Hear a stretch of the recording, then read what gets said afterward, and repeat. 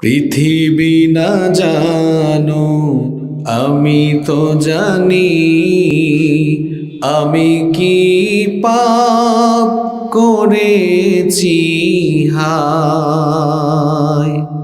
পৃথিবী না জানো আমি তো জানি, আমি কি পাপ করেছি হায়।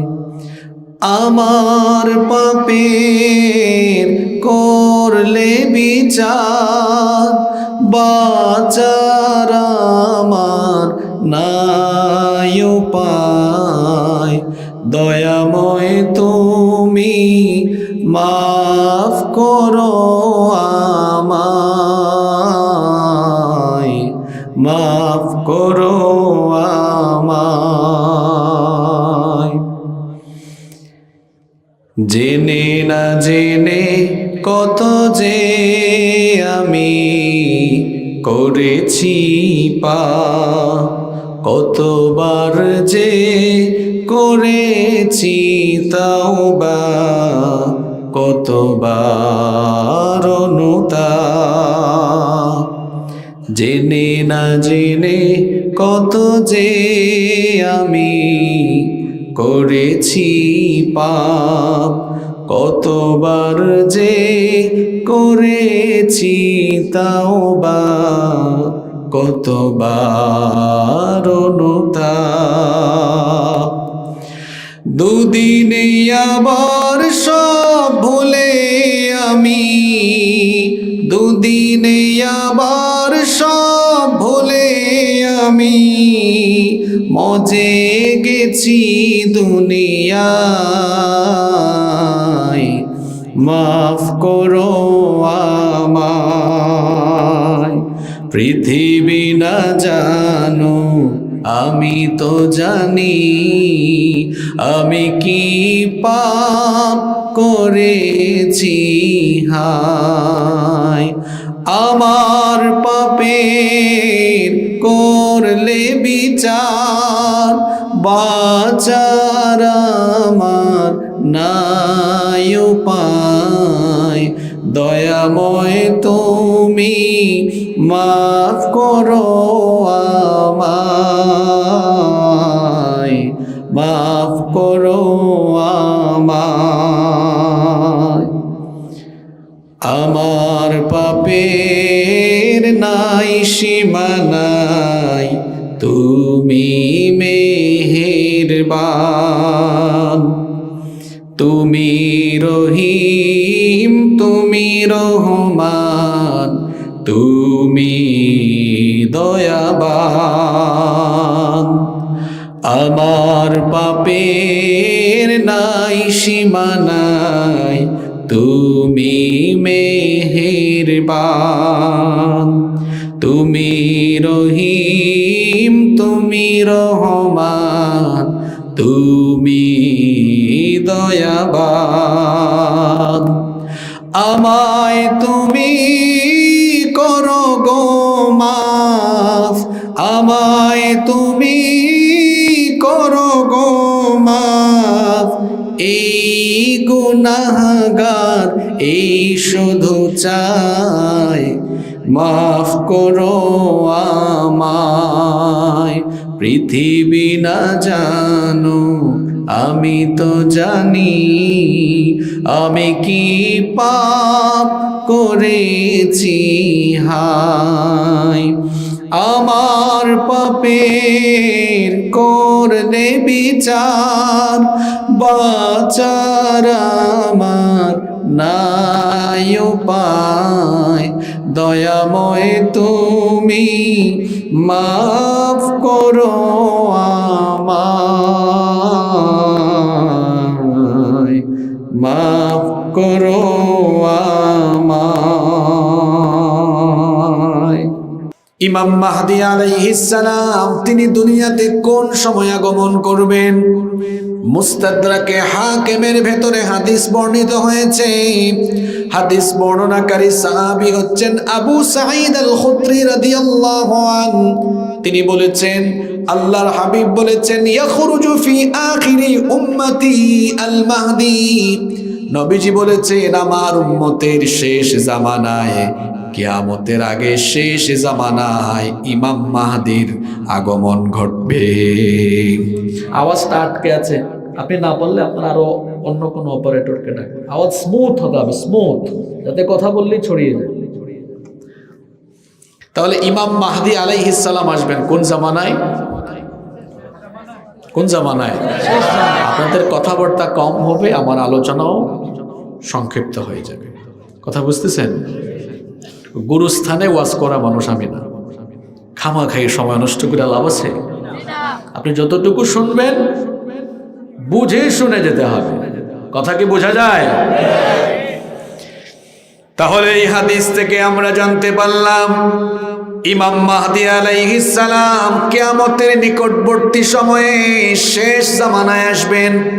নাম্বার 2 নম্বর হলো তিনি কোন বংশ থেকে আগমন করবেন?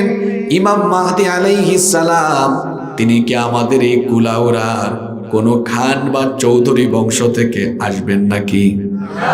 তাহলে কোন বংশ থেকে তার আগমন হবে? নবীজি বলেছেন আল মাহদিয়্যু মিন ইত্রাতি মিন ওয়ালাদি ফাতিমা, নবীজি বলেছেন আমার আহলে বাইত, আমার পরিবারের মধ্য থেকে, আমার কলিজার টুকরা মেয়ে ফাতেমার বংশধারা থেকে ইমাম মাহদির আগমন হবে। তাহলে বোঝা গেল ইমাম মাহদি হবেন যিনি ফাতেমি বংশের এবং নবীজির বংশের হবেন তিনি। নাম্বার 3 নম্বর হলো ইমাম মাহদি আলাইহিস সালামের নাম এবং তার বাবার নাম কি হবে?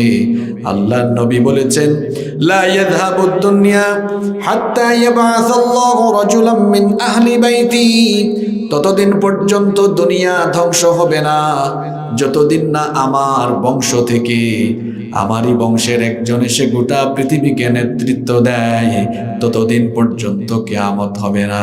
তার নাম এবং বাবার নাম কি হবে? নবীজি বললেন ইউআতি ইসমুহু ইসমি ওয়াসমা আবিহি ইসমা আবি, নবীজি বললেন তার নাম হবে আমার নামে, তার বাবার নাম হবে আমার বাবার নামে। আমার নাম হলো মুহাম্মদ, আমার নাম হলো আহমদ। ইমাম মাহদি হয়ে যিনি আসবেন তার নাম হবে মুহাম্মদ, তার নাম হবে আহমদ। আমার বাবার নাম হলো আব্দুল্লাহ, ইমাম মাহদির বাবার নাম হবে আব্দুল্লাহ। তার মানে ইমাম মাহদির পুরা নাম হবে মুহাম্মদ বিন আব্দুল্লাহ। মাহদি হলো তার লকব, লকব মানে হলো উপাধি। লকব মানে কি? উপাধি। মাহদি অর্থ হলো সুপথ প্রাপ্ত এবং যিনি মানুষকে সুপথে বা হেদায়েতের পথে আহ্বান করেন। কিন্তু ইমাম মাহদি আলাইহিস সালামের মূল নাম হবে মুহাম্মদ বিন আব্দুল্লাহ। নাম্বার 4 নম্বর ইমাম মাহদি আলাইহিস সালামের দৈহিক বৈশিষ্ট্য কেমন হবে? আল্লাহর নবী বলেছেন আল মাহদিয়্যু মিন্নি আজলাল জাবহা, নবীজি বলেছেন ইমাম মাহদির এই ললাট কপাল অত্যন্ত প্রশস্ত হবে, সুন্দর হবে। আকনাল আনফ, তার নাক লম্বা হবে। অন্য রিওয়ায়াতে এসেছে তার চেহারা সুরত বড় সুন্দর হবে। আল্লাহওয়ালা মানুষদের চেহারার মধ্যে আলাদা একটা নূর আছে না নাই? পরহেজগার মানুষদের চেহারার মধ্যে একটা নুরানি ভাব থাকে। যদি মানুষটা দেখতে কালো হয় কিন্তু দেখবেন চেহারার মধ্যে একটা আলো আছে। আপনি দেখবেন ইমাম সাহেব আমার ভাই মাত্র বেতন পান 10 থেকে 12,000 টাকা, হারাম খান না, তাই বলে দেখা যায় আমার ইমাম সাহেব ভাই এত কম টাকা বেতন পাওয়ার পরেও তার চেহারা সুরতের মধ্যে একটা মায়া আছে না নাই? কিন্তু দেখবেন অন্যদিকে সমাজের কিছু আলগা পয়সা খাওয়া মানে হলো দুর্নীতি, চুরি ডাকাতি করে টাকা পয়সা উপার্জনকারী লোক, এরা এসি গাড়িতে চলাফেরা করে, এসি বাড়িতেও থাকে, ভালো ভালো খাবার দাবারও খায়, কিন্তু এদের চেহারাটা দেখলে দেখবেন দেখতে তাকে চোরের মতো লাগে। কারণ খায় তো মানুষের মাল, ওই যে বললাম আলগা পয়সা খায়, তো চুরি করে, লুটপাট করে, দুর্নীতি করে, মানুষের হক মেরে। এই জন্য হারামের একটা চিহ্ন তার চেহারায় আছে না নাই? পৃথিবীর সমস্ত পয়গম্বর, সালফে সালেহিন এবং সকল বুজুর্গ পরহেজগার মানুষদের চেহারার মধ্যে একটা নুরানি নুরানি ভাব থাকে। শুধু তাই নয়, যখন মানুষ হারাম কোনো কাজে লিপ্ত থাকে, হারামের একটা ছাপ তার চেহারার মধ্যে ভেসে ওঠে। কিন্তু যারা সঠিক পথে চলে, দ্বীনের পথে পরিচালিত হয়, ওই যে বললাম চেহারা কালো হলেও চেহারা একটা আলো দিয়ে দেন কে? বলছিলাম ইমাম মাহদী আলাইহিস সালাম, তার চেহারা সুরত বড় সুন্দর হবে। নাম্বার 5, ইমাম মাহদী আলাইহিস সালাম কোন সময়ে দুনিয়াতে আগমন করবেন, দুনিয়ার পরিস্থিতি তখন কেমন হবে? আল্লাহর নবী বলেছেন, হিনা ইউমলাউল আরদু জাওরাও ওয়া যুলমা, গোটা পৃথিবী যখন জুলুমে অত্যাচারে ভরে যাবে, গোটা দুনিয়াতে যখন অন্যায় অত্যাচার চলবে, মুসলমানদেরকে যখন গোটা পৃথিবীতে অত্যাচার করে জুলুম করে করে কোণঠাসা করে রাখা হবে, মজলুম সেই মুসলমানদেরকে এই কঠিন সংকট থেকে উত্তরণের জন্য ইমাম মাহদী আলাইহিস সালামকে যিনি পাঠাবেন, জোরে বলেন তিনি কে? আজকের পৃথিবীর দিকে তাকিয়ে দেখেন, মুসলমানদের উপরে জুলুম আছে না নাই? আপনি দেখুন আজকের সমাজ নষ্ট হতে হতে এত নষ্টের পথে চলে গিয়েছে। চোর ডাকাত দুর্নীতিবাজ টেন্ডারবাজেরা বুক ফুলিয়ে রাস্তাঘাটে চলাফেরা করে, আর কোরআনের দায়রা আজকে মিথ্যা মামলা নিয়ে জেলখানায় পড়ে আছে। তাহলে বোঝা গেল আমাদের সমাজের চতুর্দিকে এখন জুলুম আছে না নাই? কোন দিকের কথা বলবো? সব দিকেই তো আমরা কোণঠাসা। আজ আমাদের মাদ্রাসাগুলো কোণঠাসা, যে মাদ্রাসাগুলো দিন শিক্ষার কারখানা, এখন দাজ্জালের সন্তানরা, দাজ্জালের অনুসারীরা ধর্মীয় শিক্ষা প্রতিষ্ঠানগুলোকে ধর্মহীন শিক্ষা দিয়ে ধ্বংস করে দেওয়ার পায়ে তারা চালাচ্ছে। আপনি মাদ্রাসার বই হাতে নিলে দেখবেন এগুলো মাদ্রাসার বই নাকি বিধর্মীদের বই বুঝাও যায় না। সেখানে আছে সারেগামা পাধানিসা, সেখানে আছে লীলাবালি লীলাবালি। আপনারা জানেন তো লীলাবালি আছে যে, সিলেটের মানুষ সৌভাগ্যবান, কারণ তাদের আইলারে নয়া দামা আসমানের ওতেরা এখন এটা বইয়ের ভিতরে আছে। কথা কি বোঝা যায়? আমাদের বাচ্চারা এগুলো শিখুক, এগুলো কি আমরা চাই? কথা বলছেন না কেন? আমাদের বাচ্চাদেরকে নাটক ফাটক শিখানো কিংবা আমাদের বাচ্চাদেরকে বিয়ের গীত শিখানো, এগুলো শেখানোর জন্য কি আমরা বাচ্চাদেরকে স্কুলে মাদ্রাসায় পাঠাই? আমরা তো আমাদের ছেলে মেয়েদেরকে শিক্ষা প্রতিষ্ঠানে পাঠাই তাদেরকে উচ্চশিক্ষিত করার জন্য, নেতৃত্বের জন্য প্রস্তুত করতে। আমরা আমাদের বাচ্চাদেরকে পাঠাই আগামীর পৃথিবীকে নেতৃত্ব দেওয়ার জন্য, গুণাবলী সম্পন্ন হতে। আউল বাউল নাটক ফাটক শেখানোর জন্য তো আমরা আমাদের সন্তানদেরকে বিদ্যালয়ে মাদ্রাসায় পাঠাই না।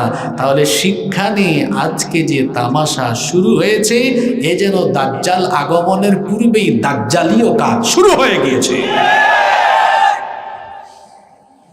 তামাম দুনিয়াতে মুসলমানরা যখন কোণঠাসা হয়ে যাবে, মুসলমানদেরকে এই বিপদ থেকে, এই সংকট থেকে উদ্ধারের জন্য আল্লাহ তাআলা ইমাম মাহদী আলাইহিস সালামকে পাঠাবেন। নাম্বার 6, 6 নাম্বার হলো ইমাম মাহদী আলাইহিস সালাম যখন দুনিয়াতে আসবেন, আসার পরে তিনি দুনিয়াকে কেমনে বদলে দিবেন, পরিস্থিতি কেমন করে পাল্টে যাবে। আল্লাহর নবী বললেন, ইয়ামলাউল আরদা কিসসাও ওয়া আদলা কামা মুলিআত যুলমান ওয়া জাওরা। নবীজি বলেছেন, তিনি আগমনের আগে গোটা দুনিয়াতে যেমন অন্যায় ছিল, অবিচার ছিল, অত্যাচার ছিল, তিনি আসার পরে এই অন্যায় অনাচার, অত্যাচার আর জুলুমের শিকড় কেটে দিয়ে গোটা দুনিয়াতে তিনি ন্যায় ইনসাফ কায়েম করে দিবেন। বলেন সুবহানাল্লাহ। পৃথিবীতে অন্যায় থাকবে না, জুলুম তখন থাকবে না। অন্যায় আর জুলুমবিহীন একটি সুন্দর শাসন ব্যবস্থা যখন কায়েম হয়ে যাবে, তখন মানুষের ঘরের মধ্যে খাদ্যেরও কোনো অভাব থাকবে না। দাজ্জালীয় শাসন চললে অভাব থাকে, মানুষ আলুও কিনতে পারে না, ডালও কিনতে পারে না। আর যখন মাহদির স্টাইলে শাসন চলে, তখন অবস্থা কি হয়? আল্লাহর নবী বললেন, ইমাম মাহদির সেই শাসন আমলে এত বরকত আসবে, ইয়াসবিহিল্লাহুল গায়থ, আসমান থেকে সেই সময়ে আল্লাহ রহমতের বৃষ্টি নাজিল করবেন। আসমান থেকে রহমতের বৃষ্টি নাজিল হওয়ার কারণে তুখরিজুল আরদু নাবাতাহা, জমিন থেকে তখন এত পরিমাণ ফসল উৎপন্ন হবে, গোটা জমিন ফসলের সমারোহে ভরে যাবে। সুবহানাল্লাহ। মানুষের ঘরের মধ্যে খাদ্যের কোনো অভাব থাকবে না, খাবার আর খাবার, কোনো অভাব থাকবে না, অনটন থাকবে না। অভাব অনটন না থাকার কারণ হলো শাসক গোষ্ঠীর মধ্যে কোনো ছেঁচড়া চোর থাকবে না। ইমাম মাহদির শাসন ব্যবস্থার বৈশিষ্ট্য থাকবে এমন, নবীজি বলেছেন, ইউতিল মালা সিহাহান, তিনি সুষম বন্টন নীতি কায়েম করবেন। জনগণের সম্পদ জনগণের কাছে ফিরিয়ে দিবেন, আমানতদারিতা থাকবে। একটি সমাজ, একটি রাষ্ট্র কিংবা একটি সভ্যতার উন্নতির জন্য সুষম বন্টন নীতি হলো সবচাইতে গুরুত্বপূর্ণ। যেখানে শাসক গোষ্ঠীর মধ্যে আমানতদারিতা থাকে না, তাকওয়া থাকে না, পরহেজগারিতা থাকে না, ওই সমাজে বা ওই দেশের সম্পদে ভরপুর থাকলেও ওই সমাজ বা ওই দেশ উন্নত হতে পারে না। আপনি দেখুন তো আমার বাংলাদেশের দিকে তাকিয়ে, এই দেশে আল্লাহ এত নেয়ামত দিয়েছেন, বাংলাদেশের মতো নেয়ামত পৃথিবীর অন্য অনেক দেশের ভিতরে নাই। এই যে আমাদের মৌলভীবাজার, আমাদের সিলেটের দিকে তাকিয়ে দেখেন, এখানে আল্লাহ কত নেয়ামত দিয়েছেন। ভোলাগঞ্জে, জাফলংয়ে গেলে দেখবেন পাথর আর পাথর। আমাদের এই সিলেট বিভাগে দেখবেন এত নেয়ামত আছে। এখানে আছে পাথরের খনি, আছে কয়লার খনি, এখানে আছে গ্যাসের খনি। বাংলাদেশের 70% চা উৎপন্ন হয় এই মৌলভীবাজার থেকে। এখানে আছে চায়ের খনি, কত নেয়ামত আমাদের দেশে। আপনি যদি চট্টগ্রামে যান তো দেখবেন সাগরের মাছ আর মাছ, সেখানে আছে লবণের চাষ, মহেশখালীতে আছে পান। আবার আপনি উত্তরবঙ্গে গেলে দেখবেন সেখানে এত পরিমাণ ফসল উৎপন্ন হয়, ধান, গম, ভুট্টা, আলু সহ সকল ধরনের ফসল সেখানে। ফসলের মাঠ একদম ভরে গিয়েছে। রাজশাহীতে গেলে দেখবেন এত আম বাগান, লিচু বাগান। এই দেশের নেয়ামতের কমতি। আমার দেশে যেমন আছে সম্পদের খনি, এগুলোকে চুরি ডাকাতি করে খাওয়ার জন্য আমার দেশে আবার আছে চোর আর ডাকাতের খনি।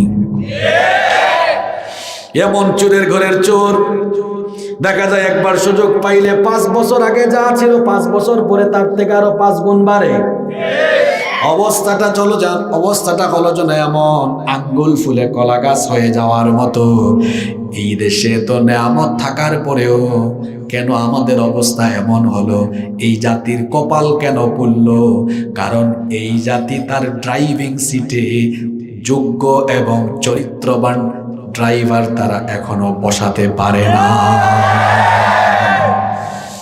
হতা গীতা মাথার উপরে দিয়ে যান না, ভিতরে দিয়ে হওয়া হাসাও আমার নেই। হ্যাঁ, পুরাপুরি আমার না রে। খাওয়া দাওয়া হয়েছে না, সব মাথার উপরে রয়েছে না, তারা সিন্নিও করছে হালকা আছে না পয়সা দিবা না। খাই 2 দিনের ওয়াজ একবারে হইল না, পালা করে পেটো খিদা লাগে। 2 দিনের খানি 1 দিন হইল। ঠিক আছে নি কথা? মনোযোগ আছে তো? তাহলে ইমাম মাহদির শাসনের বৈশিষ্ট্য হলো সেখানে কোনো চুরি থাকবে না, দুর্নীতি থাকবে। আর আমার দেশে এটা তো খুব দুর্ভাগ্য। এই দেশে যে যত বড় শিক্ষিত সে যেন তত বড় চোর। আমার দেশে মসজিদে মাঝে মাঝে জুতা চুরি হয়। তো মসজিদে যে জুতা চুরি করে সে উচ্চ শিক্ষিত কেউ না, অর্ধশিক্ষিত কিংবা অশিক্ষিত। মসজিদে যে জুতা চুরি করে তাকেও আমরা চোর বলি। আবার গুরুত্বপূর্ণ প্রশাসনিক বা রাষ্ট্রীয় কোনো পদে বসে কলমের খোঁচায় কোটি কোটি টাকা দুর্নীতি করে কিংবা রাস্তায় রডের জায়গায় বাঁশ ঢুকাইয়া চুরি করে, এরকম মানুষ যারা চুরি করে এরাও চোর। তবে এদের নামের আগে আমরা বলি অশিক্ষিত না শিক্ষিত চোর। দুইটাই তো চোর। মসজিদের জুতা চোর, সেও চোর, আর কলমের খোঁচায় যারা চুরি করে তারাও চোর। এখন বলেন তো আপনারা, দুই চোরের লেভেল কি সমান? একটা ভিআইপি চোরা, শিক্ষিত চোরা, আর আরেকটা অশিক্ষিত। আপনারা বলেন তো, সমাজের জন্য, দেশের জন্য বিপজ্জনক কোনটা? মসজিদের জুতা চোর না শিক্ষিত চোর? এখন আমার দেশের জুতা চোরের পরিমাণ বেশি না শিক্ষিত চোরের পরিমাণ বেশি? এত পড়াশোনা করার পরেও এই চোরার ঘরের চোরারা এত চুরি করে কেন? করে কেন বলবো? রাগ করবেন না তো আপনারা? ক্লাস 1 থেকে নিয়ে মাস্টার ডিগ্রি পর্যন্ত বাংলা, ইংরেজি, গণিত, বিজ্ঞান, ইতিহাস, ভূগোল, অর্থনীতি, ফাইজলামি শিক্ষা, শারীরিক শিক্ষা, শিল্প, সংস্কৃতি, হাবিজাবি সব বিষয় তার কারিকুলামে থাকলেও তার কারিকুলামের ভেতরে সিলেবাসে কুরআনও নাই, হাদিসও নাই, ইসলামী শিক্ষা নাই। তাহলে বোঝা গেল কুরআন, হাদিস, ইসলামী বই, ইসলামী সিলেবাস বাদ দিয়ে সিলেবাস বা কারিকুলামে অন্য সকল বই ঢুকিয়ে দিলেও এই শিক্ষা কারিকুলাম দিয়ে কোনো জাতির ছেলে মেয়েদেরকে শিক্ষিত বানানো গেলেও অধিকাংশ ক্ষেত্রে এই শিক্ষা ওই জাতির ছেলে মেয়েদেরকে শিক্ষিত চোর, শিক্ষিত ডাকাত, শিক্ষিত বদমাশ, শিক্ষিত লুচ্চা, শিক্ষিত দুর্নীতিবাজে পরিণত করে। কুরআন নাই, হাদিস নাই, ইসলামী কোনো শিক্ষা নাই। এজন্যই জাতির কপাল পড়েছে। ইসলামী শিক্ষা যতদিন না পর্যন্ত সিলেবাসে বাধ্যতামূলক হবে, আগামীর সময়ে শিক্ষিত চোরের পরিমাণ আরো বাড়বে। আমার কথায় আপনারা একমত না দ্বিমত? বেজারই গেছেন নাকি? তাহলে আপনারা বেজারই থাকেন। নাম্বার 7, 7 নাম্বার ইমাম মাহদী আলাইহিস সালাম। তিনি এই পৃথিবীতে আগমনের পরে, তার আত্মপ্রকাশের পরে মাত্র এক রাতে গোটা দুনিয়ার ক্ষমতার মালিক আল্লাহ তাকে বানিয়ে দিবেন। আল্লাহু আকবার। নবীজি বলেছেন, ইউসলিহুল্লাহু ফি লাইলাতিন ওয়াহিদা। মাত্র এক রাতে আল্লাহ তাকে গোটা দুনিয়ার খেলাফতের মালিক বানিয়ে দিবেন। যেখানে আমরা ক্ষমতা পাওয়ার জন্য আন্দোলন করি, ঘাম ঝরাই, রক্ত ঝরাই, এত কষ্ট করি, ইমাম মাহদী এর কোনোটাই করবেন না।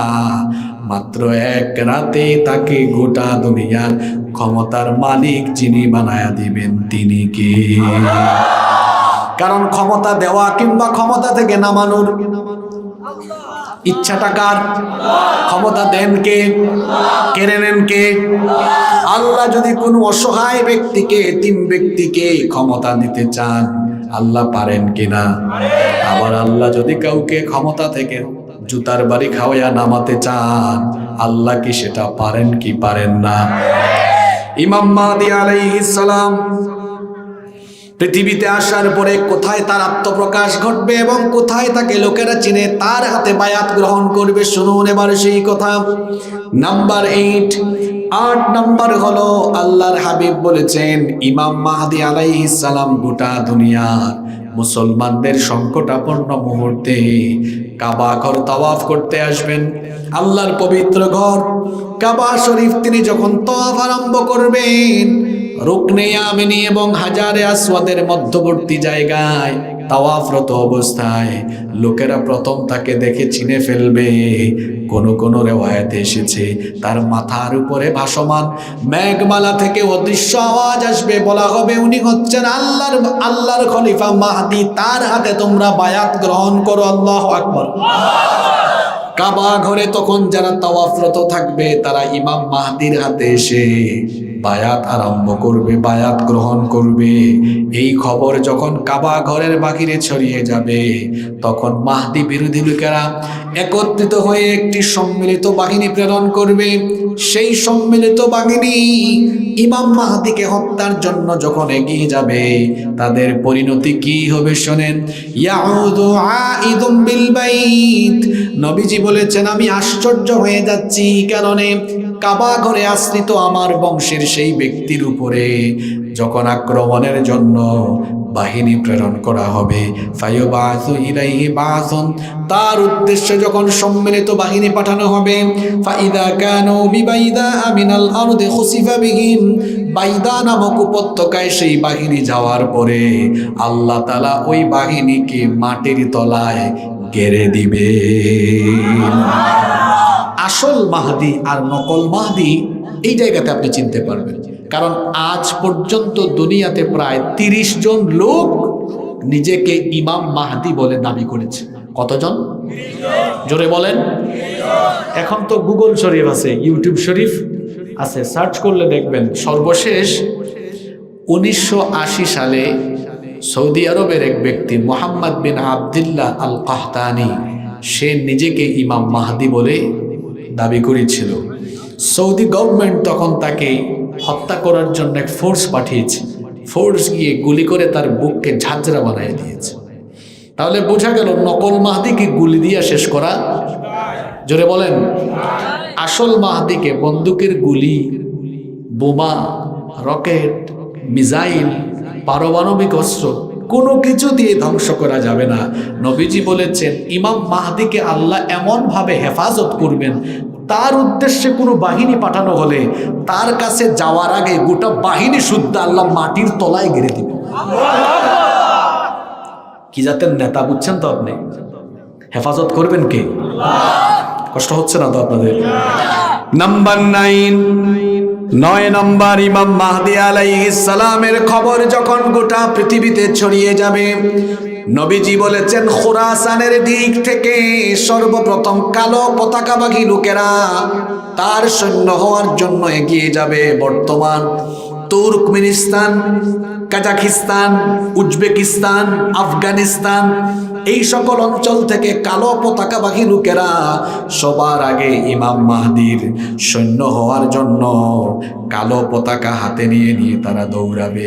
আল্লাহর নবী বলেছেন, ও আমার উম্মত শোনো, ইমাম মাহদীর আগমনের খবর যদি তোমরা তখন পাও, যখনই তোমরা খবর পাবা তখন সবকিছু বাদ দিয়ে ফাইদা রাআইতুমুহু ফাবাইউহু ওয়ালাউ হাবওয়ান আলা সালজ, নবীজি বলেছেন ইমাম মাহদীর আগমনের খবর যখন তোমরা শুনবে তখন বরফের উপরে হামাগুড়ি দিয়ে হলেও ইমাম মাহদীর তোমরা সৈন্য হয়ে যাবে।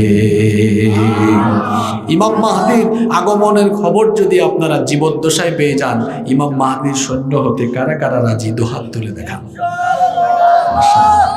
আল্লাহ সকলের হাত কবুল করেন, হাতগুলো নামান। নাম্বার 10, 10 এবং সর্বশেষ হলো ইমাম মাহদী আলাইহিস সালাম খেলাফত পাওয়ার পরে কত সময় তিনি রাজত্ব করবেন। আল্লাহর নবী বলেছেন ইয়ামলিকু 7 সিনিন, 7 বছর তিনি রাজত্ব করবেন। সুবহানাল্লাহ। সংবিধান, আরো জোরে, সংবিধান। নবীজি রাষ্ট্র পরিচালনা করেছেন, সংবিধান। নবীজির পরে খোলাফায়ে রাশেদা শাসন পরিচালনা করেছেন, সংবিধান। এখন সারা পৃথিবীর বেশিরভাগ জায়গায় মুসলমানরা শাসন করে এই কোরআন দিয়ে না নিজেদের আইন দিয়ে? কি আপডেট মুসলমান! আমরা এখন কোরআন রেখেছি মসজিদে, মাদ্রাসায়, ওয়াজ মাহফিলে, স্কুলে, শিক্ষাঙ্গনে, আইনঙ্গনে, রাষ্ট্রীয় অঙ্গনে কোরআন আমরা রাখি নাই। আমরা মনে করেছি এটা আমাদেরকে শান্তি দিতে পারবে না। শান্তির জন্য নিজেরা আইন বানিয়েছি, বানানোর পরে কি হয়েছে? এই আইন দিয়ে শান্তি এসেছে না আরো অশান্তি বাড়তেছে? দেখুন আমার দিকে তাকান, মনে করেন এই মীর শঙ্কর এলাকাকে পরিচালনার জন্য ওনাকে আমরা দায়িত্ব দিলাম। এখন উনি এই মীর শঙ্কর পরিচালনার জন্য দেওয়ানি ফৌজদারি কিছু আইন কানুন বানালেন যে এই আইন দিয়ে মীর শঙ্কর এলাকা চলবে। এখন মানুষ তো, মানুষের স্থায়িত্ব নাই। মনে করেন তিনি এই দায়িত্ব থেকে সরে গেলেন, এবার লোকেরা আমাকে এই দায়িত্ব দিল।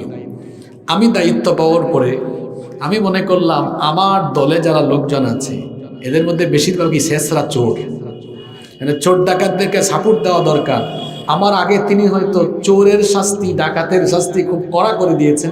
আমি বললাম এটা অ্যামেন্ডমেন্ট, সংশোধনী নিয়ে আসলাম, এখন থেকে চুরি করলে শাস্তি আরও কমাইলাম, বাড়াইলাম। ওনার আইন যেগুলো ভালো লাগলো রাখলাম, যেগুলো দেখলাম ভালো লাগছে না সেগুলো বাদ দিলাম।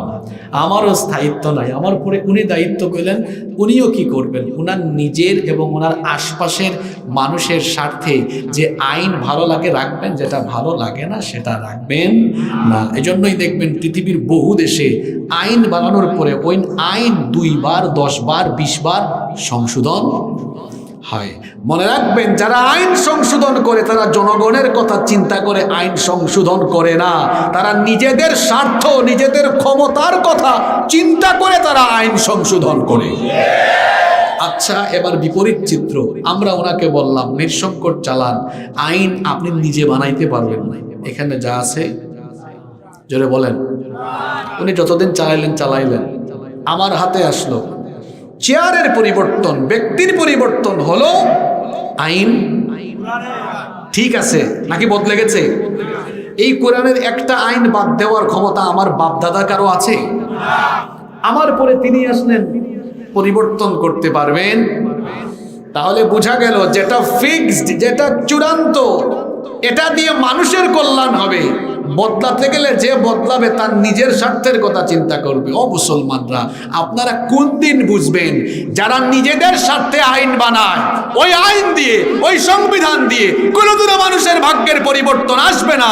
সংবিধান যদি কোরআন হয় তাহলে এই কোরআন দিয়ে মানুষের ভাগ্যের পরিবর্তন হবে। এজন্য আপনাদেরকে বুঝতে হবে, এই কোরআন ছাড়া শান্তি নাই, কোরআন ছাড়া মুক্তি। এজন্য এই কোরআন শুধু মসজিদে, মাদ্রাসার, ওয়াজের প্যান্ডেলে থাকলে হবে না, এই কোরআন সর্বোচ্চ জায়গায় থাকতে হবে। ওয়াজ দিয়ে মাঝে মাঝে অনেক কিছু করা যায় না, যেটা আদেশের জায়গায় থাকলে হুকুম করলে হয়। একটা উদাহরণ দেই। আদি অশিক্ষা কুশিক্ষা নিয়ে আমরা কত কথা বলছি, কত প্রতিবাদ করছি। আমরা, আমার কথায় রাগ করবেন না, লেজারত বুঝেন তো আপনারা সিলেটি ভাষায়, ওইরকম আমরা পিছনে পিছনে আলেমরা করছি, দয়া করে এই দাবি মানেন, এটা করেন, ওইটা করেন, অনুরোধ করতে হচ্ছে। যদি উলামা মাশায়েখ এখনো না বুঝেন, দলাদলি বাদ না দেন, তাহলে সারা জীবন উলামা মাশায়েখ এরা ফাসিক ফুজ্জারদের পিছনে পিছনে চামচামি করতে থাকবেন। আর যদি আমরা ওই হুকুমের জায়গায় থাকতে পারতাম, অনুরোধ করা লাগতো না, আমরা নিজেরাই আইন করে এই সব অশিক্ষা কুশিক্ষা বাতিল করে ডাস্টবিনে ফেলে দিতে পারতাম। তাহলে বোঝা গেল যেটা ওয়াজ করে হয় না, ওইটা পাওয়ার দিয়ে হয়। কয় গেলা আমরার কৌমি, আলিয়া, সারসিনা, ফুলতলি, দেওবন্দি, হেফাজত, চরমুনাই, হকদলের বাই হলারে হইরাম, এবো মুজৌকা না, সামনে আরো বিপদ আছে। কথা বুঝছেন নি? আর যদি হয় না আমরা বালাগু আছি, কদিন বাদে বুঝবা না কিতা বালা। কারণ ফাসিক ফুজ্জার হলে যারে যখন দরকার তারা পকেটের ভিতরে হারাইব, যখন তার স্বার্থ ফুরাই যাইব ইটা মানি হলাইব। আমার কথা কিতা বেজার হয়েছে জানি আপনারা? হাসা কথা একটু তিত্তা তিত্তা লাগে শুনতে না, এটাও হাসা, কষ্ট হয়ে যাননি আপনারা? তাহলে ইমাম মাহাদির পরিচয় বললাম, আমরা ইমাম মাহাদির দলের লোক, ঠিক কিনা? ইমাম মাহদি আসবেন, পৃথিবী বদলে যাবে। আপনারা এখন চতুর্দিকে যে অন্ধকার দেখছেন, এই অন্ধকার থাকবে না। রাত 11টা হয়ে যাওয়া মানে হলো সকাল হওয়ার সময় নিকটবর্তী হয়ে যাওয়া। অন্ধকার যেভাবে ঘনীভূত হলে সকাল হওয়ার সম্ভাবনা বাড়ে, উলামা মাশায়েখ ইসলামওয়ালা কোরআনওয়ালা লোকদের উপরে নির্যাতন যত বাড়ছে, ইসলামের সূর্যোদয় তত বেশি নিকটবর্তী হয়ে যাচ্ছে। এজন্য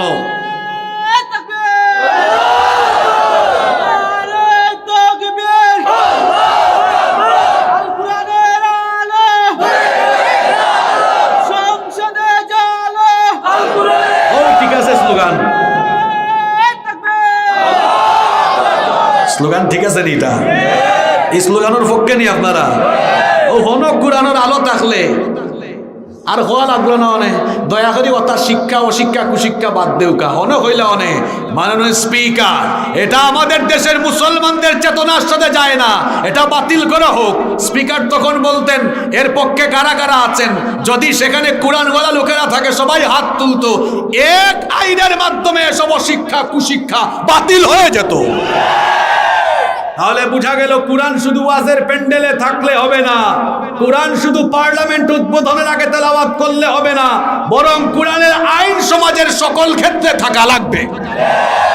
এজন্য আমাদের সকলকে কোরআনের আন্দোলনেও শামিল হওয়া লাগবে।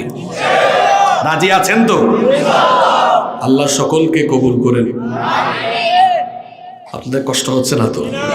আরো 20-30 মিনিট মনোযোগ থাকবে তো? 30 মিনিটের মতো পারবেন না?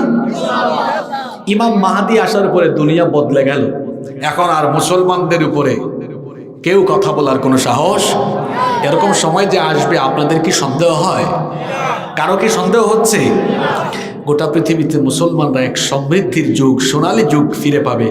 ঠিক সেই সময় আবার মুসলমানদেরকে ফিতনায় ফেলার জন্য, ঈমান হারা করার জন্য আত্মপ্রকাশ হবে মাসিহুদ দাজ্জালের। আপনারা এই দাজ্জালের নাম শুনছেন তো? তার পুরো নাম হলো মাসিহুদ দাজ্জাল। তার নামের কয়টা অংশ? মাসিহ আর আসেন তার নামের এই অর্থগুলো আমরা জানি। ইমাম ফখরুদ্দিন রাজি তিনি তার তাফসীরের ভেতরে মাসিহুদ দাজ্জালের অর্থ খুব সুন্দর করে দিয়েছেন। তিনি বলছেন মাসিহ শব্দটি মাসহন মূল ধাতু থেকে নিষ্পন্ন হয়েছে, যার অর্থ হলো মুছে দেওয়া। আমরা ওযু করার সময় সকল অঙ্গগুলো ধৌত করলেও একটা অঙ্গ ধৌত না করে আমরা কি করি? মাসিহ করি। মাথা কি করি? একজন নবীকে বলা হতো মাসিহ, ঈসা আলাইহিস সালামকে বলা হতো মাসিহ ইবনু মারইয়াম। মাসিহ বলা হতো এই জন্য আল্লাহ তাকে এমন মুআজিজা দিয়েছিলেন, তিনি যখন কোনো কুষ্ঠ রোগীর গায়ে হাত বুলিয়ে দিতেন, কোনো কুষ্ঠ রোগীর গায়ে তিনি হাত মুছে দিলে আল্লাহ ওই ব্যক্তির রোগ ভালো করে দিতেন। ঈসা আলাইহিস সালাম তিনি যখন কোনো অন্ধ ব্যক্তির চোখের উপরে মুছে দিতেন, ওই ব্যক্তির চোখের আলো যিনি ফিরিয়ে দিতেন তিনি কে? এখন দাজ্জালকে কেন মাসিহ বলা হয়? সেও কি কোনো মুছামুছি করে? সে মুছামুছি করা লাগবে না, সে নিজেই মুছা। অর্থাৎ তার এক চক্ষু চামড়ার নিচে মুছে দেওয়া থাকবে। এটা কানা দাজ্জাল। কি দাজ্জাল?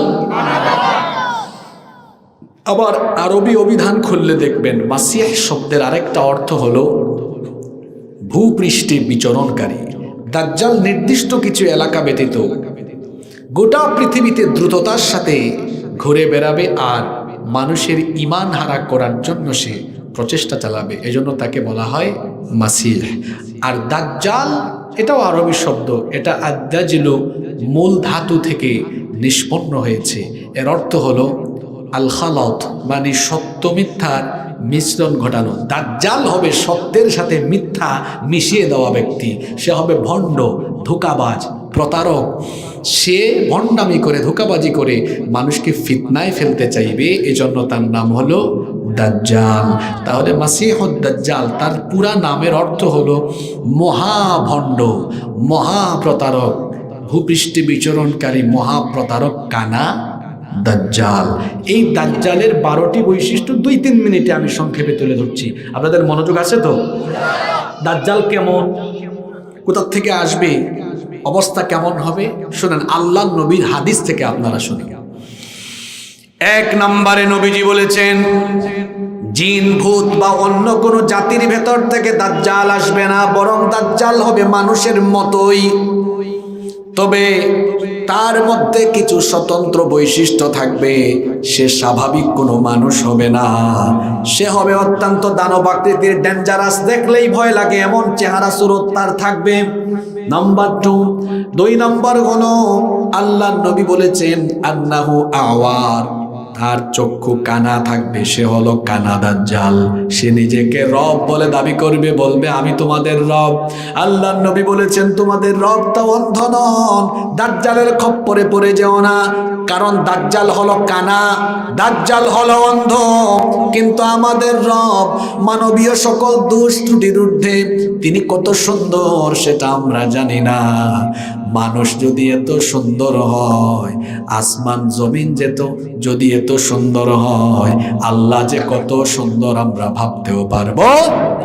দুনিয়া সুন্দর, মানুষ সুন্দর, আসমান সুন্দর, জমিন সুন্দর, সুন্দরে সুন্দরে পাল্লা, জানি না কত সুন্দর তুমি আল্লাহ, জানি না কত সুন্দর তুমি আল্লাহ। সুবহানাল্লাহ। 3 নম্বরে নবীজি বলেছেন আন্নাহু শাবুন কাতাত, দাজ্জাল হবে মধ্যবয়সী এক ডেঞ্জারাস আকৃতির যুবক। 4 নম্বর হলো আন্নাহু আহমার, তার গায়ের রং হবে লালচে, অন্য রওয়ায়াতে এসেছে শ্বেত শুভ্র চামড়ার অধিকারী সে হবে। 5 নম্বরে নবীজি বলেছেন আন্নাহু জাদুস শার, তার মাথার চুল থাকবে অস্বাভাবিক কুকরানো। 6 নম্বর হলো মাকতুবুন বাইনা আইনাইহি কাফারা ওয়া ফি রিওয়ায়াতিন উখরা লাফযুন কাফির, নবীজি বলেছেন দাজ্জালের কপালের মধ্যে আরবি 3টা অক্ষর কাফারা অথবা সরাসরি কাফির লেখা থাকবে। মুমিন ব্যক্তিরা যদি পড়ালেখা নাও জানে, অশিক্ষিত হলেও দাজ্জালের কপালে লেখা থাকা কাফির শব্দটা পড়তে পারবে। আপনাদের মনে প্রশ্ন উদয় হতে পারে, পড়ালেখা না জানা ব্যক্তি কি করে কাফির লেখা শব্দটি পড়তে পারবে?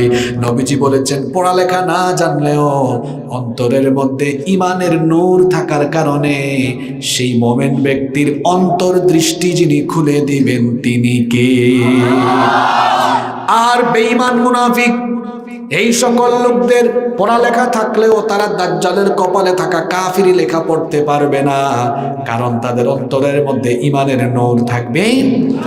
7 নম্বরে নবীজি বলেছেন দাজ্জাল হবে এমন, ইন্না মাসিহাদ দাজ্জাল রাজুলুন কাসীরুন আফহাজ, সে হবে বেটে আকৃতির, আমরা সিলেট হই বাট্টি, দাজ্জাল হবে বেটে, অত্যন্ত খাটো এবং আফহাজ, তার মধ্যে আরো ত্রুটি থাকবে। এই যে ছেলেদের খতনা হলে, মুসলমানি হলে ছেলেরা তখন লুঙ্গি ধরে 2 পা ছড়ায়া ছড়ায়া হাঁটে, আঞ্চলিক ভাষায় এটাকে আমরা বলি সেগাইয়া সেগাইয়া হাঁটে। আমরা কিতা ব্রাহ্মণবাড়িয়ার মানুষে হয়, লক্ষ্মীপুর অঞ্চলে হয় ফাগাইয়া ফাগাইয়া হাঁটে। আর আপনারা কিতা হয় দাজ্জাল এবার আগেও দেখা যায়, দাজ্জালের লোকে যারা কানেকশন ওলা কিছু ফাইন আসন, রাস্তাঘাটও যখন আটন তখন সিনা টানাইয়া ফাও দুই এখান মেলাইয়া ফাগাইয়া ফাগাইয়া সেগাইয়া সেগাইয়া আটন। আপনার দাজ্জালিও আটার স্টাইল, ঠিক কিনা? হাফ প্যান্ট ভিন্দে তো আটন, এটা সম্পর্কে তো আমি প্রায় কই, হাফ প্যান্ট ভিন্দে আতো কিতার লাগে, বেহায়াল লাগান, বেসরমল লাগান। 70 টাকা নফল না ফরজ? 70 থেকে আটতে আল্লাহ বোঝার তৌফিক দোকা। এরপরে নবীজি বলেছেন 8 নম্বর দাজ্জাল হবে নির্বংশ, তার কোনো ছেলে মেয়ে থাকবে না। নবীজি বলেছেন আন্নাদ দাজ্জাল লা ইউলাদু লাহু, দাজ্জালের কোনো সন্তানাদি থাকবে না। নবীজি বলেছেন দাজ্জাল হবে দানবের মতো, হাত পা আমাদের যেরকম দাজ্জালের হাত পা এরকম থাকবে না, তার চেহারাটা হবে দানবের মতো। 10 নম্বরে নবীজি বলেছেন দাজ্জাল হবে এমন ইনহিনা মানে ঘাউরা, ঘাড় তেরা স্বভাবের। 11 নম্বর হলো নবীজি বলেছেন আজিলাল জাবাহা, তার এই ললাট কপালটা হবে অস্বাভাবিক রকমের প্রশস্ত। 12 এবং সর্বশেষ হলো নবীজি বলেছেন দাজ্জালের এই যে কাঁধ থাকবে অতিরিক্ত চওড়া। এরকম বিরাট দানবাকৃতির ডেঞ্জারাস চেহারার হবে দাজ্জাল। এই দাজ্জালের আগমন হবে। তবে দাজ্জালের জন্ম হয়ে, জানেন না আপনারা দাজ্জালের জন্ম হবে না হয়েছে? জোরে বলেন। দাজ্জালের জন্ম হয়ে যে গিয়েছে, দাজ্জাল যে এখনো আছে এ ব্যাপারে আপনাদের সন্দেহ হচ্ছে? আমার একটা ঘটনা মনে পড়লো, একটা কিসসা মনে পড়লো। তবে এটা আমার বানানো কিচ্ছা না, লম্বা একটা হাদিস। এই হাদিসের ভিতরে এই ঘটনা এসেছে। দাজ্জালের যে জন্ম হয়ে গেছে এই হাদিসের ঘটনা শুনলেই আপনারা ক্লিয়ার হয়ে যাবেন। আমি কি ঘটনাটা বলবো? ঘটনাটা বলবো। দাজ্জালের যে জন্ম হয়ে গিয়েছে, দাজ্জাল যে আছে, এই হাদিস আপনি বুঝতে পারলেই ক্লিয়ার হয়ে যাবেন। এই হাদিসের বর্ণনাকারী সাহাবী হচ্ছেন একজন মহিলা সাহাবী। তার নাম হলো ফাতিমা বিনতে কাইস রাদিয়াল্লাহু আনহা। তিনি বলছেন, ফজরের আজানের ধ্বনি যখন আমার কানে গেল, আল্লাহর নবীর মসজিদে নববীতে নবীজির পিছনে নামাজ আদায়ের জন্য আমি ওযু করে রওনা হলাম। নবীজির মসজিদে সামনে থাকতো পুরুষের কাতার, পুরুষের কাতারের পরে হলো নারীদের কাতার। আমি সেই দিন ফজরের জামাতে নারীদের কাতারের একদম সামনে দাঁড়িয়েছিলাম। আল্লাহর নবীর ইমামতিতে নামাজ আরম্ভ হয়ে গেল। নামাজ যখন শেষ হয়ে গেল, সালাম ফিরিয়ে নবীজি দাঁড়িয়ে গেলেন। দাঁড়িয়ে সকলকে উদ্দেশ্য করে বললেন, ও আমার সাহাবীরা, কেউ আজকে নিজের জায়গা থেকে উঠবা না, তোমাদের উদ্দেশ্যে আমার গুরুত্বপূর্ণ বক্তব্য আছে। এই কথা বলে নবীজি হাতে লাঠি নিয়ে মিম্বরে আরোহণ করলেন। এরপরে নবীজি উপস্থিত সবাইকে সম্বোধন করে বললেন, ও আমার উম্মত শোনো, দাজ্জালের ব্যাপারে আমি তোমাদেরকে এমন কিছু সংবাদ দিব যা তোমরা জানো না। শোনেন, মহাবিশ্ব সৃষ্টির পর থেকে নিয়ে কিয়ামত পর্যন্ত দুনিয়াতে যত ফিতনার আগমন হবে, দুনিয়ার সবচাইতে বড় এবং ভয়ঙ্কর ফিতনা হলো দাজ্জালের ফিতনা। আমরা এই নবীর উম্মত বড় সৌভাগ্যবান। কেন সৌভাগ্যবান সেটা শুনেন। আল্লাহর নবী বলেছেন, মা মিন নাবিয়্যিন ইল্লা ওয়াকাদ আনযারা উম্মাতাহুল আ'ওয়ারুল কাযযাব। দুনিয়াতে সকল নবী রাসূলগণ তাদের উম্মতকে দাজ্জালের ব্যাপারে সতর্ক করেছেন। তবে পার্থক্য হলো, সকল নবী রাসূল তার উম্মতকে শুধু দাজ্জালের কথা বলে মানুষকে, উম্মতকে সতর্ক করে গিয়েছেন। দাজ্জাল দেখতে কেমন হবে, কোথায় আছে, কেমন আছে, কখন আসবে, কতদিন থাকবে, এসে কি করবে, ডিটেইলস কোনো বর্ণনা কোনো নবী তার উম্মতকে দিতে পারেন। নবীজি বললেন, আমার উম্মত শোনো, তোমরা বড় সৌভাগ্যবান, তোমাদের জন্য সুসংবাদ। এই দাজ্জালের ব্যাপারে পূর্ণাঙ্গ ডিটেইলস আল্লাহ আমাকে জানিয়েছেন বলে আমিও তোমাদেরকে জানিয়ে দিয়ে সতর্ক করে যাচ্ছি। আপনার মুখে দিয়ে সুবহানাল্লাহ বড়ই চড়াই দিই। জানাদের কারণে লাভ হয়েছে না লস হয়েছে? ঘটনা কই আসলাম মনে আছে নি? কোন নামাজের বাদের কাহিনী মনে নাই? কোন নামাজ? আল্লাহর নবী দাঁড়ালেন, বললেন, শোনো, তামিম দাড়ি এতদিন খ্রিস্টান ছিল, সে ইসলাম গ্রহণ করে এখন মুসলমান হয়ে গিয়েছে। সে দাজ্জালের ব্যাপারে আমাকে এমন কিছু সংবাদ দিয়েছে, আমি তোমাদেরকে দাজ্জালের ব্যাপারে যা বলতে চাই তার কথার সাথে সেগুলোর পুরাপুরি মিল আছে। এজন্য আমি তামিম দাড়ির ঘটনা তোমাদেরকে শোনাচ্ছি। নবীজি যখন সাহাবীদেরকে লক্ষ্য করে বললেন, তামিম দাড়ি লাখাম এবং জুজাম গোত্রের 30 জন সাথী নিয়ে সমুদ্র ভ্রমণে বের হয়েছিল। সমুদ্র ভ্রমণে বের হয়ে তারা যখন জাহাজে আরোহণ করলো, সামুদ্রিক ঝড়ের কবলে পড়ে যাওয়ার কারণে তাদের জাহাজ সাগরের উত্তাল তরঙ্গমালায় হারিয়ে গেল। একদিন 2 দিন নয়, একটানা 1 মাস এই জাহাজের সব যাত্রীরা সমুদ্রের ঝড়ে কবলে পড়ে হারিয়ে গিয়েছিল। 1 মাস পরে তাদের জাহাজ একদিন আসরের পরে সূর্যাস্তের আগে একটি অচিন দ্বীপের মধ্যে নোঙ্গর করলো। সেই অচিন দ্বীপে জাহাজ যখন গিয়ে ভিড়ল, তারা সবাই সেই দ্বীপে অবতরণ করলো। তারপরে হেঁটে হেঁটে কিছু দূর যেতেই তারা এক অদ্ভুত রকমের ভয়ঙ্কর প্রাণী দেখলো। এই প্রাণীর গায়ে এত বেশি লোম ছিল, অতিরিক্ত লোম থাকার কারণে তার শরীরের সামনের অংশ কোনটা, পিছনের অংশ কোনটা কোনো বোঝা যাচ্ছিল না। তখন তারা সেই অদ্ভুত প্রাণীকে জিজ্ঞেস করেছিলেন, মান আনতা, তুমি কে? সে তখন জবাব দিয়েছিল, আনাল জাসসাসা, আমি হলাম জাসসাসা। জাসসাসা মানে হলো গোয়েন্দা, গুপ্তচর। তারা তখন বললেন, এই অচিন দ্বীপে নির্জন এই জায়গায় তুমি কার গোয়েন্দাগিরি, কার গুপ্তচরগিরি করো? সে তখন বলল, তোমরা আর একটু সামনে এগিয়ে যাও, তাহলেই টের পাবা আমি কার গোয়েন্দা, কার গুপ্তচর। তারা সামনের দিকে যেতে যেতে কিছুক্ষণ পরে বিরাট আকৃতির দানবের মতো চেহারা এক লোককে দেখলেন। তার হাতের এই আঙ্গুল কবজি থেকে নিয়ে শুরু করে কাঁধ পর্যন্ত অনেক বিরাট জিঞ্জির দিয়ে, শিকল দিয়ে বাঁধা, আবার পায়ের টাকনু থেকে নিয়ে হাঁটু পর্যন্ত তার পাও শিকল দিয়ে বাঁধা।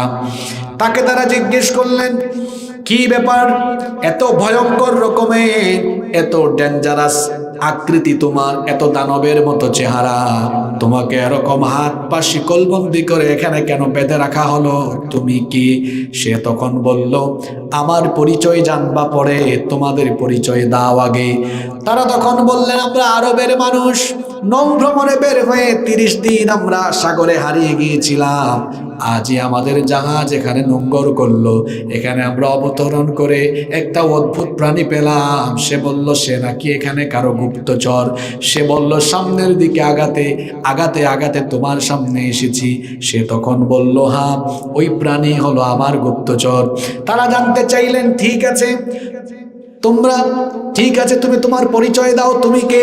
সে তখন বলল, আমার পরিচয় তোমাদেরকে দিব পরে, তোমরা যেহেতু আরবের মানুষ, তোমাদেরকে আমি 3টা প্রশ্ন করব আগে, তোমরা আমার 3টা প্রশ্নের উত্তর দাও, এরপরে আমি আমার পরিচয় দিব। জোরে বলেন, কয়টা প্রশ্ন?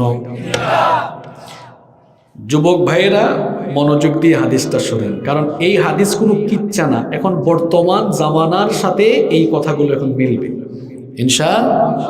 মনোযোগ আছে তো? কয়টা প্রশ্ন? 1 নাম্বার প্রশ্ন করলো, আমাকে বাইসানের খেজুর বাগান সম্পর্কে বলো। বাইসানের খেজুর বাগানের খেজুর গাছে কি এখনো খেজুর পাকে নাকি? সেই খেজুর মানুষ খায় নাকি? 2 নাম্বার প্রশ্ন হলো, আমাকে তাবারিয়া উপসাগরের খবর দাও, সেই উপসাগরে কি এখনো পানি আছে নাকি? 3 নাম্বার প্রশ্ন হলো, আমাকে জুগারের ঝর্ণার খবর বলো, সেই ঝর্ণায় কি এখনো পানি আছে নাকি? কয়টা প্রশ্ন?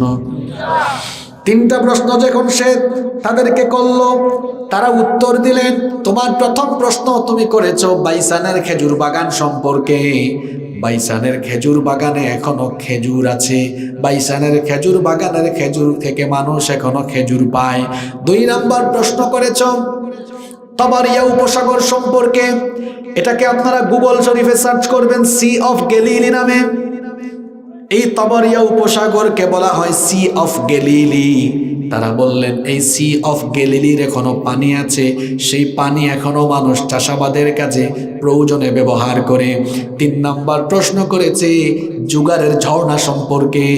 জুগার হলো লূত আলাইহিস সালামের মেয়ের নাম, তাকে একটা ঝর্ণার পাশে কবর দেওয়া হয়েছিল বলে ওই ঝর্ণাকে বলা হয় জুগারের ঝর্ণা। সে জিজ্ঞেস করেছিল জুগারের ঝর্ণার পানি আছে না শুকিয়ে গেছে? তারা বললেন জুগারের ঝর্ণা এখনো পানি আছে, সেই পানি শুকায় যায় নাই, সেই পানি মানুষ এখনো ব্যবহার করে। এখন তারা জিজ্ঞেস করলেন তোমার 3টা প্রশ্নের উত্তর দিয়েছি, এবার তুমি তোমার পরিচয় দাও। শুনতেছেন আপনারা? সে তখন বলল আনা মাসিহুদ দাজ্জাল, আমি হচ্ছি মাসিহুদ দাজ্জাল। এই কথা শোনার পরে তারা ভয় পেয়ে গেলেন। দানবের মতো বিরাট আকৃতির অস্বাভাবিক প্রকৃতির লোকটাকে দেখে যখন সে তার পরিচয়ে দাজ্জাল দিল, তারা আরো ভীতবিহ্বল হয়ে গেলেন। তারা জিজ্ঞেস করলেন তুমি যদি মাসিহুদ দাজ্জাল হও তাহলে তুমি এখানে কি করো? সে তখন বলল তোমরা এমন অচিন দ্বীপে এসেছো, এখানে দুনিয়ার কোনো মানুষ পৌঁছাতে পারে, হয়তো কোনো অলৌকিক কারণে কিংবা আল্লাহর ইশারায় তোমরা এখানে এসেছো। শোনেন, যারা আপনারা বিমানে চলাফেরা করেন, বিমান কিন্তু আকাশের যেদিকে মন চায় পাইলট সেদিকে চালাতে পারে না। বিমানেরও একটা রুট আছে, গুগল ম্যাপ দেখে দেখে পাইলটরা বিমান চালায়। কারণ এমন এমন রুট আছে মহাসাগরের, এমন এমন ভয়াবহ জায়গা আছে, ওই দিকে যদি বিমান উড্ডয়ন করে সেদিকে যাওয়ার চেষ্টা করে, বিমান ওই মহাসাগরের মধ্যে নিখোঁজ হয়ে যাবে। গুগলে ইউটিউবে আপনারা অনেক খবর দেখবেন, মহাসাগরের অতল তলে দেশে বহু বিমান নিখোঁজ হয়েছে, এখনো কোনো খবরও পাওয়া যায়। আবার পৃথিবীর 90% ব্যবসা বাণিজ্য হয় সাগর পথে। যারা সাগরে জাহাজ পরিচালনা করে, জাহাজের নাবিকদেরকে জিজ্ঞেস করবেন, যেদিকে মন চায় সেদিকে তারা জাহাজ চালায় না। কারণ মহাসাগরের এমন ভয়াবহ জায়গা আছে, ওগুলো দিয়ে জাহাজ যদি যাওয়া আরম্ভ করে, জাহাজ সুদ্ধা গায়েব হয়ে যাবে। দাজ্জাল বলছে, তোমরা কোথায় এসেছো তোমরাও জানো না, এটা অচিন দ্বীপ, এখানে দুনিয়ার কোনো মানুষ কখনো আসে নাই। হয়তো তোমরা এসেছো আল্লাহর ইচ্ছায়, হয়তো এখানে কোনো কারণ আছে, এটা অচিন দ্বীপ। এখানে আল্লাহ আমাকে শিকলবন্দি করে রেখেছেন, জিনজির দিয়ে বেঁধে আমাকে রাখা হয়েছে। যখন আমার আগমনের সময় আসবে, তখন আমি এখান থেকে গোটা দুনিয়ায় আত্মপ্রকাশ করব। দুনিয়ার পূর্ব থেকে পশ্চিম, উত্তর থেকে দক্ষিণ, গোটা দুনিয়া আমি সফর করে করে মানুষের ঈমান হারা করব। তখন তারা তাকে জিজ্ঞেস করলেন, আচ্ছা তুমি যে এখানে জিনজির দিয়ে বাঁধা, তুমি কোন সময় দুনিয়ায় আত্মপ্রকাশ করবে? দাজ্জাল তখন বলল, আমি কোন সময় আত্মপ্রকাশ করব সেটা একটু আগেই 3টা আলামত বলে দিয়েছি। জোরে বলেন, কয়টা আলামত? তারা বললেন, বুঝলাম না। সে তখন বলল, তোমাদেরকে যে আমি বাইসানের খেজুর বাগান সম্পর্কে প্রশ্ন করলাম, খেজুর বাগানে এখনো খেজুর আছে কিনা? তোমরা বলেছো বাইসানের খেজুর বাগানে এখনো খেজুর গাছে খেজুর আছে। শোনো, অচিরেই বাইসানের খেজুর বাগানের সকল খেজুর গাছ মরে যাবে। একটা খেজুর গাছও যখন বাইসানের বাগানে থাকবে না, তখন আমি দাজ্জাল দুনিয়াতে গিয়ে ফিতনা ছড়াবো। কোন খেজুর বাগান? জোরে বলেন। বাইসান কোথায়? ফিলিস্তিনে অবস্থিত, কিন্তু এটাকে ইসরায়েলরা দখল করে ফেলেছে। ইসরায়েলের অসভ্য ইহুদিরা, ওরা সেখানে সামরিক ঘাঁটি নির্মাণ করেছে। গুগলে সার্চ করে দেখবেন আপনারা। এবং বাইসানের খেজুর বাগানের মূল যে খেজুর গাছ, একটাও এখন নাই, সব মরে গেছে। ইহুদিরা মরক্কো থেকে কিছু খেজুর গাছ এনে, আপনারা আজকে আলোচনার পরে গিয়ে এগুলো গুগলে ইউটিউবে সার্চ করবেন, দেখবেন সব তথ্য পাবেন। এই বাইসানে ইহুদিরা এখন মরক্কো থেকে কিছু খেজুর গাছ এনে লাগিয়েছে। তাহলে দাজ্জাল আসার 1 নম্বর আলামত হলো, বাইসানের খেজুর বাগানে খেজুর গাছ একটাও থাকবে না। বাইসানের খেজুর বাগানে এখন মূল খেজুর গাছ একটাও আছে?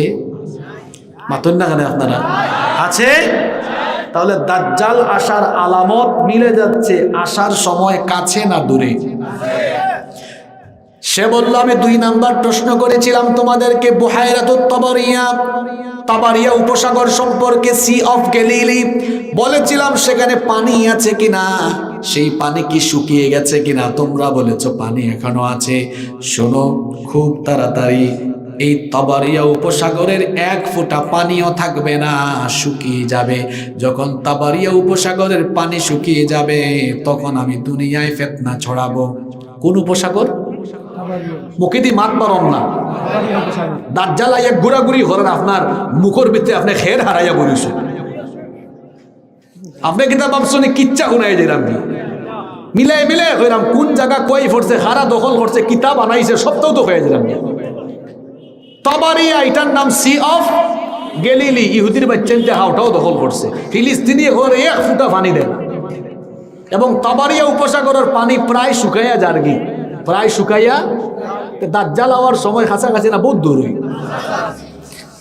3 নাম্বার প্রশ্ন করেছিল জুগারের ঝর্ণা সম্পর্কে, সেই ঝর্ণার পানি আছে না শুকিয়ে গেছে? তারা বলেছিলেন পানি এখনো আছে। দাজ্জাল বলল, অচিরেই জুগারের ঝর্ণার সব পানি শুকিয়ে যাবে, 1 ফুটা পানিও ঝর্ণায় থাকবে না, তখন আমি যাব। এই জুগারের ঝর্ণা, এটাকেও ইহুদির বাচ্চারা দখল করেছে, সামরিক ঘাটে নির্মাণ করেছে। সেই ঝর্ণা আগের মতো নাই, পানি প্রায় শুকিয়ে যাচ্ছে। তাহলে দাজ্জাল আসার যে 3টা আলামতে 3টা স্থানের কথা বলা হয়েছে, 3টা জায়গায় বর্তমানে দখল করেছে কারা? কারা? আচ্ছা, ইহুদিরা এটা দখল করলো কেন?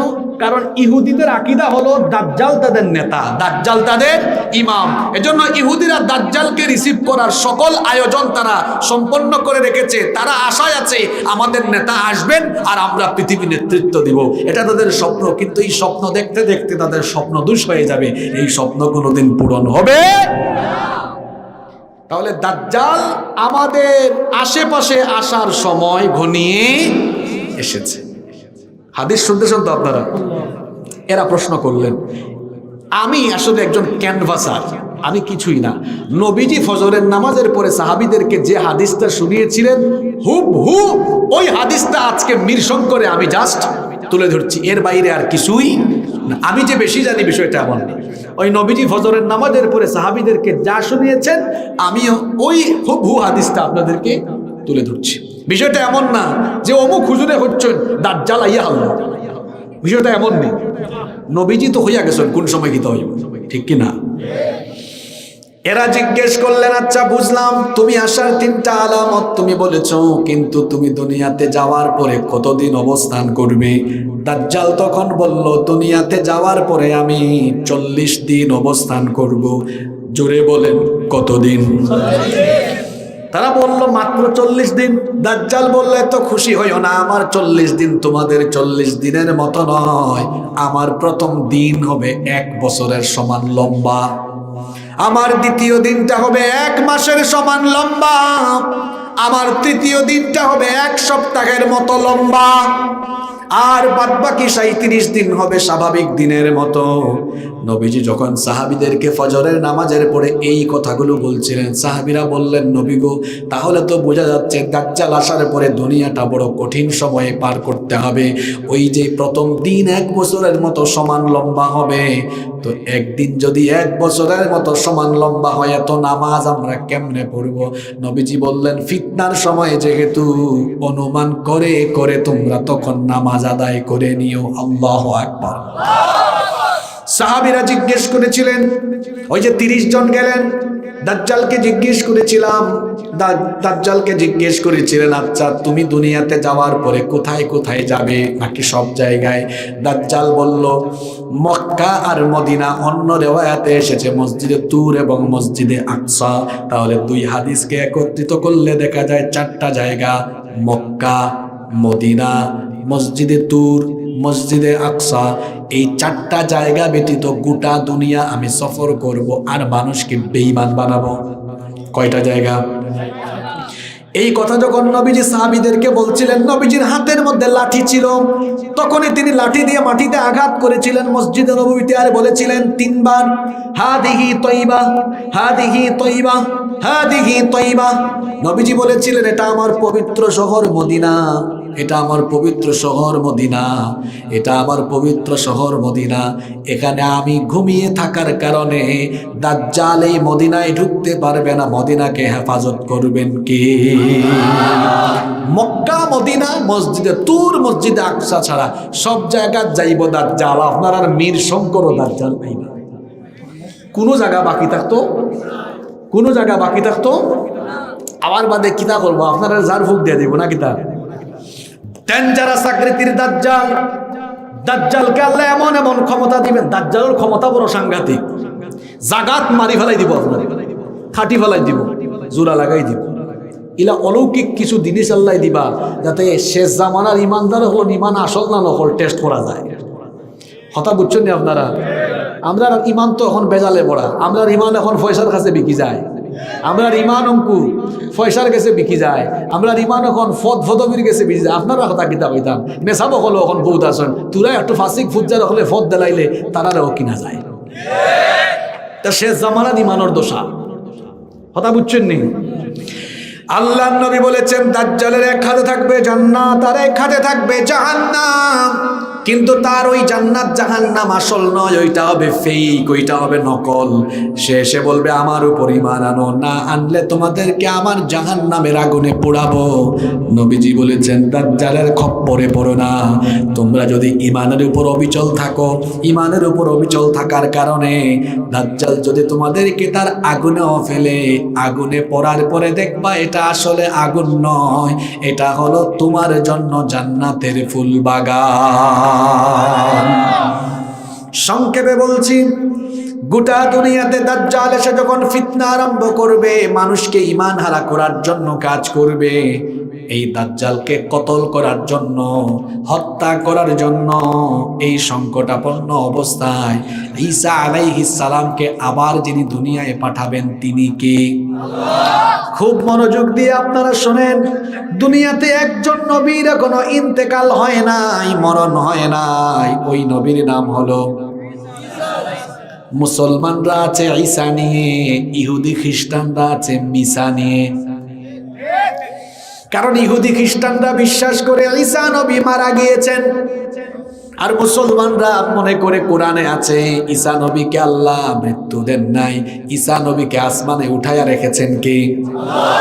এটারও একটা কারণ আছে। ঈসা নবী আল্লাহর কাছে দোয়া করেছিলেন, আল্লাহ শেষ জামানার নবীর উম্মতের এত দাম, তুমি আমাকে নবী না বানিয়ে শেষ নবীর উম্মত বানালে আরো ভালো হতো, তুমি দয়া করে আমাকে শেষ নবীর উম্মত বানিয়ে দাও। আল্লাহু আকবার।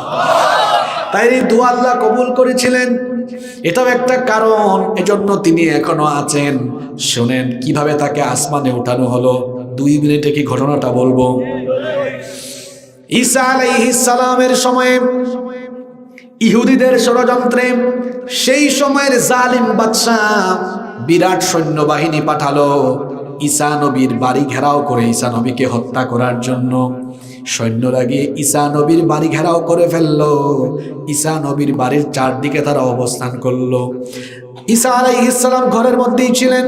আল্লাহ তাআলা তখন বললেন, ঈসা টেনশন করো না, তোমাকে আমি হেফাজত করব। আল্লাহ ঈসা আলাইহিস সালামকে তার ঘর থেকে আসমানে উঠায় নিলেন। আল্লাহু আকবার। এই সৈন্যরা ঘরের ভেতরে ঢুকলো। এই সৈন্যদের ভেতর থেকে একজন সৈন্যকে আল্লাহ ঈসা নবীর সুরত দিয়ে দিলেন। কথা বুঝলেনি?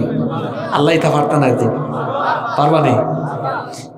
যেগুন গেছো ঈসা নবীরে দরবার লাগি, হতার মাঝে একুর চেহারা ওই গেছে খাল্লা খান পড়ছনি বিপদ সকলতে মিল্লা দর্শন হেরে বান হে হয় তোমরা আমারে বন্ধ কেন? আমি তো মিশা, আমি ঈসা নাই, আমি কিতা হতায় হয় নয়, তুই মিশা না ঈসা, তোর সেরা বাসাই তুমি যাবে বেইমানি মাতস করে হইতা কিতা হবে? আমি তো তোমরা লগে আইছি, আমি মিশা, আমি ঈসা নাই, হয় না তুই ঈসা। বান্দা লইয়া গেছে, বাদে তারা 16 চড়াইয়া মারছে। এর লাগে ইহুদি আর খ্রিস্টান হলোর বিশ্বাস হইল আমরা ঈসা আলাইহিস সালামের দরিলছি 16 চড়াইয়া। আসলে যেগুলো মারছে এগুলো ঈসা না মিশা? মাতুকা ইহুদি খ্রিস্টানরা আছে মিশা নিয়ে, আমরা আছি ঈসা নিয়ে। দাজ্জাল এসে গোটা দুনিয়ায় যখন ফিতনা চালাবে, তখন আল্লাহ তাআলা এই দাজ্জালকে কতল করার জন্য ঈসা আলাইহিস সালামকে আবার দুনিয়ায় পাঠাবেন। জোরে বলেন আল্লাহু আকবার। কোথায় তিনি আসবেন? সিরিয়ার দামেস্কের পূর্ব দিকের সাদা গম্বুজওয়ালা মসজিদে ফজরের আজান হবে, আর সেই নামাজে ইমাম মাহদী আলাইহিস সালাম নামাজে ইমামতির জন্য এগিয়ে যাবেন। নামাজের আজানের পরে নামাজের সময় হলে ইকামত হয়ে যাবে। ইমাম মাহদী আলাইহিস সালাম ইমামতির জন্য তিনি যখন মেহরাবে এগিয়ে যাবেন, ঠিক সেই সময়ে সিরিয়ার ওই দামেস্কের পূর্ব দিকের সাদা গম্বুজওয়ালা মসজিদে 2 জন ফেরেশতা কাঁধের উপরে ভর করে ঈসা আলাইহিস সালাম মসজিদের ছাদে অবতরণ করবে। তার চুল এবং দাড়ি মুবারক থেকে টপ টপ করে পানি পড়তে থাকবে। ইমাম মাহদী তাকে দেখেই চিনে ফেলবেন। তিনি বলবেন, আপনি আসুন, এসে আজকে ইমামতির জায়গায় দাঁড়ান, আপনি ইমামতি করেন। ঈসা আলাইহিস সালাম তখন বলবেন, না, আপনি হলেন মুসলমানদের খলিফা, আপনি ইমামতি করবেন, আমি আজকে আপনার পিছনে মুক্তাদি হব। তিনি মুক্তাদি হয়ে মুসল্লি হয়ে নামাজ আদায় করবেন। অন্যদিকে দাজ্জাল তার বাহিনী নিয়ে ওই মসজিদটাকে ওই সময়ে ঘেরাও করে ফেলবে।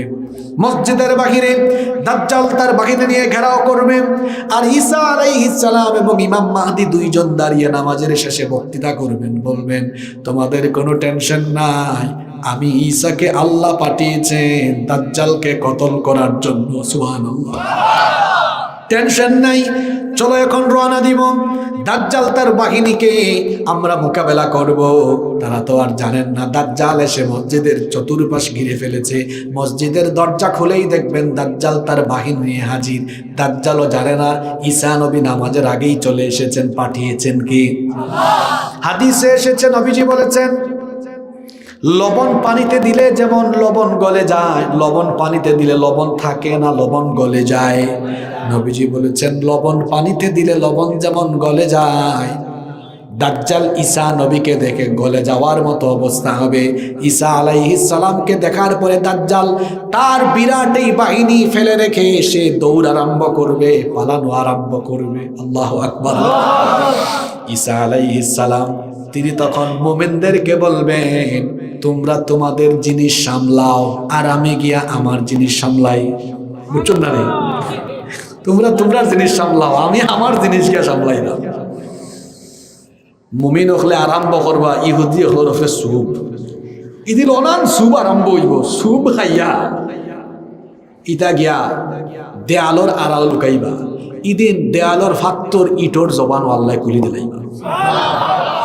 দেয়ালে মাতব তখন ইমানদার হলারে হইব, আল্লাহর বান্দা তুমি ওবাই দিয়ে দেখো আমার আড়ালো এক ইহুদির বাচ্চা লুকাইছে, ধরো আর জাহান্নামে ফাটাও। আল্লাহু আকবার।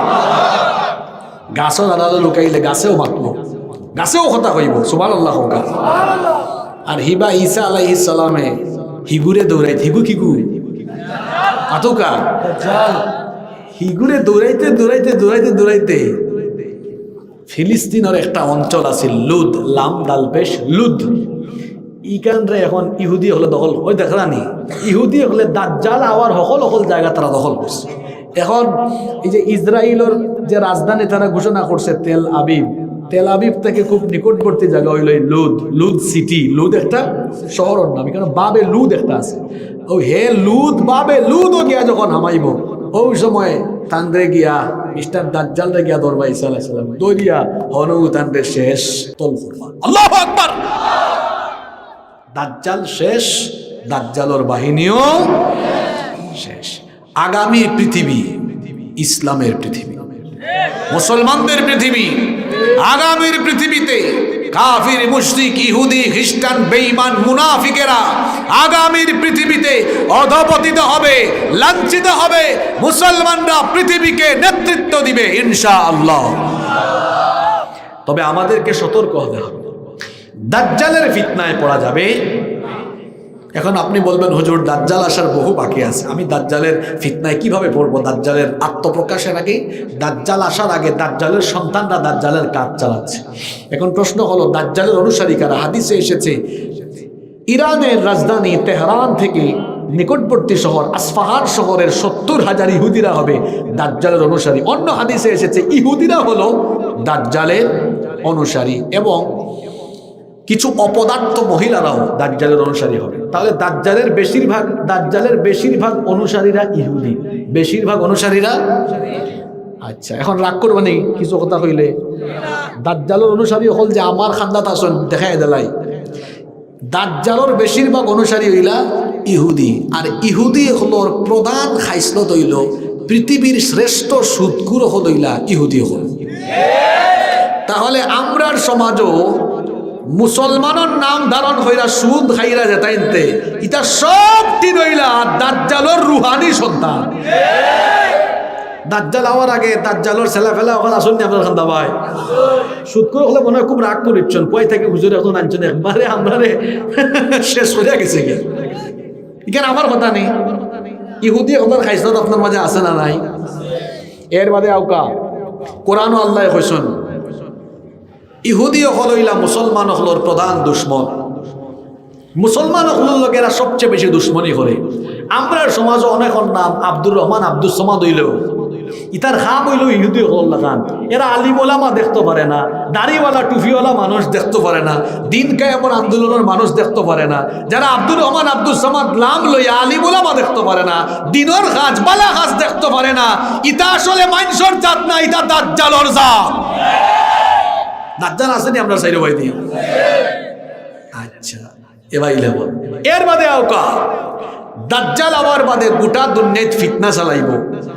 এখন কুর ই দুনিয়ায় ইমান টিকায় রাখা ভাই বহুত বড় বিপদ। এটা চ্যালেঞ্জের ব্যাপার। আগে দি খরে দি ডাইনে দি বা ওই দি সব জায়গাত ফিতনা আর ফিতনা। তাহলে আব্দুর রহমান আব্দুল সামাদ নাম লাগাইয়া মুসলমান ঘরে খালি ফিতনাত ফলাইয়া ইমান হারানির খাজ এখন বর্তমান জামানাত খররা যারা দাজ্জাল আওয়ার আগে দাজ্জালের দায়িত্ব হইয়া দাজ্জালের রুহানি সন্তান হইয়া খাম খররা তারা। তাহলে আমি আপনি দাজ্জালের ফিতনা থেকে বেঁচে থাকার দরকার আছে না নাই?